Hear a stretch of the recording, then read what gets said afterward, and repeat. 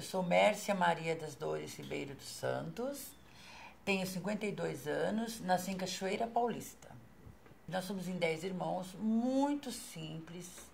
Meu pai é aposentado como mestre de obra federal, que na época tinha, minha mãe dona de casa, mas eles sempre ensinaram que a gente tinha que estudar, a gente sempre tinha que crescer sem pisar no outro, respeitando o outro. Nós não tínhamos muita perspectiva de vida vocacional, então a gente queria ser feliz, né?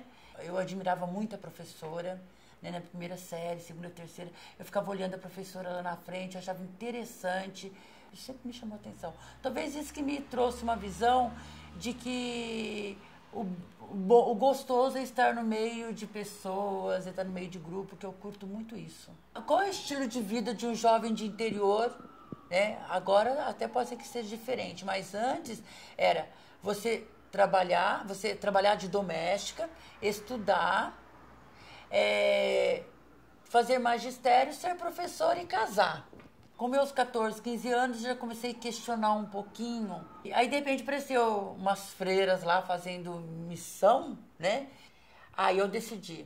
Nós juntamos, eu sempre andei em grupo, nós juntamos umas 10 amigas e as 10 resolveram participar de um encontro final de semana e ali já decidiram que nós podíamos ser freira. Eu ainda fiquei 7 anos, foi que fiquei mais. E a minha formação dentro da vida religiosa foi muito na linha da teologia da libertação. Aí conheci algumas paróquias, os freios dominicanos, que tinham uma postura teológica muito na prática, de opção, onde eles me trouxeram para conhecer Heliópolis, que ainda a gente criou a Pastoral de Favelas.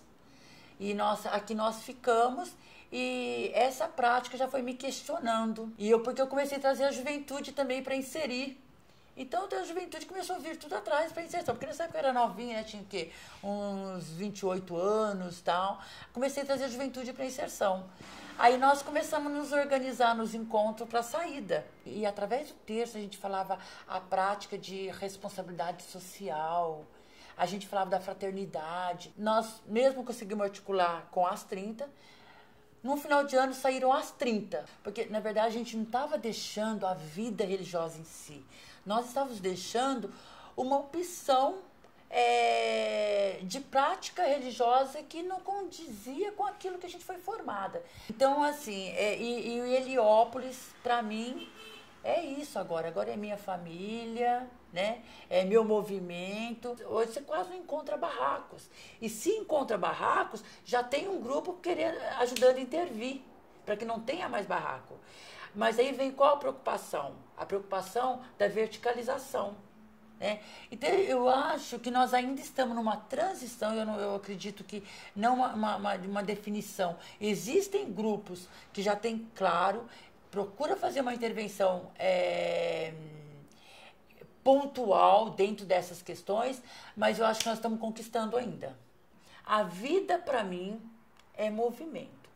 E a vida, para mim, é movimento junto com o outro. Então, não importa, eu acho que a estrutura física, ela ajuda para você ter um ambiente tranquilo para acolher as pessoas, mas eu acho que se você trabalha as pessoas conseguem transformar. Eu fico pensando, nossa, na minha época da juventude, eu estava preocupado com isso, com aquilo, o que me levava a preocupar com isso?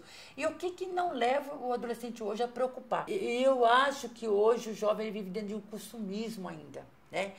E eu fico preocupado como trabalhar isso. Então, hoje a minha postura é uma postura familiar, né? É uma postura muito assim familiar, como cuidar da família, e uma família preocupada com o coletivo.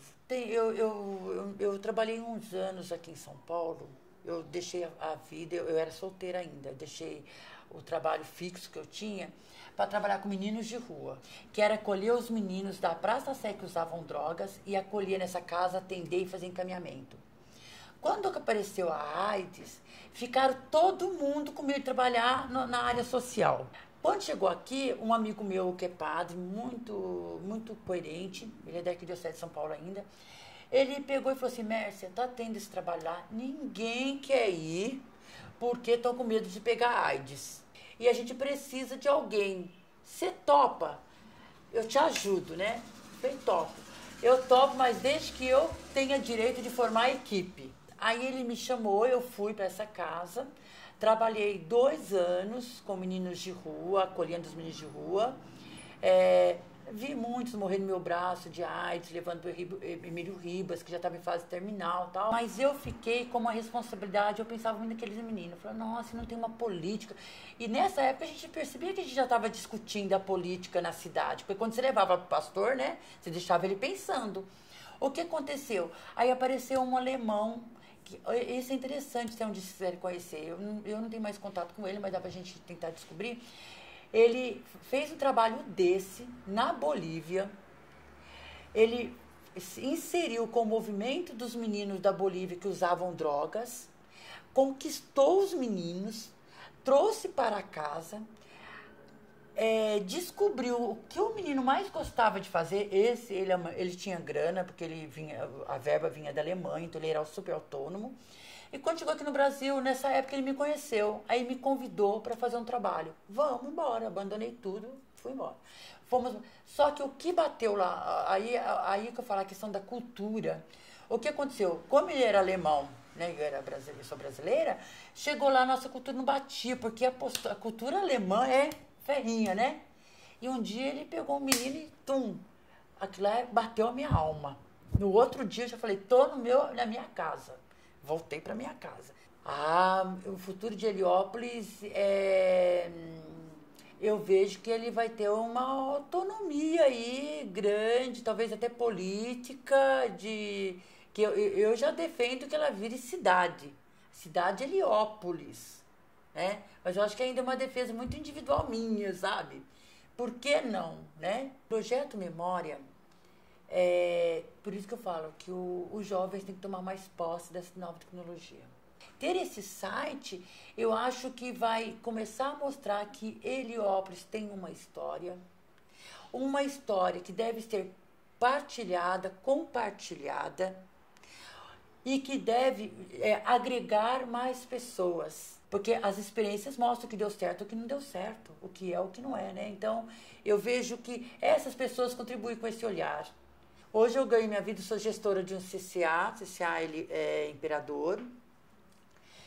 Fui uma das fundadoras na época lá, né, que era uma área muito mais difícil para trabalhar. A gente abriu o projeto. Adoro o que eu faço. Eu tenho dificuldade até de escolher, porque eu tenho uma facilidade de adaptação. Porque para mim, aonde eu vou, eu vejo como aprendizagem. Primeiro eu pergunto para mim mesmo, o que eu posso dar? E segundo eu vejo, o que eu posso aprender? Eu gosto de cantar, mas não tenho.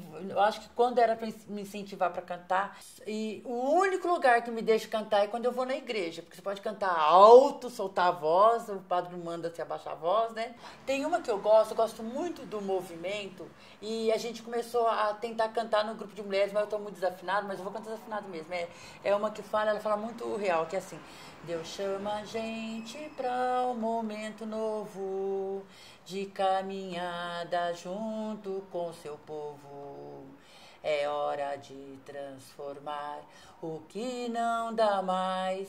Viver isolado ninguém é capaz, por isso vem.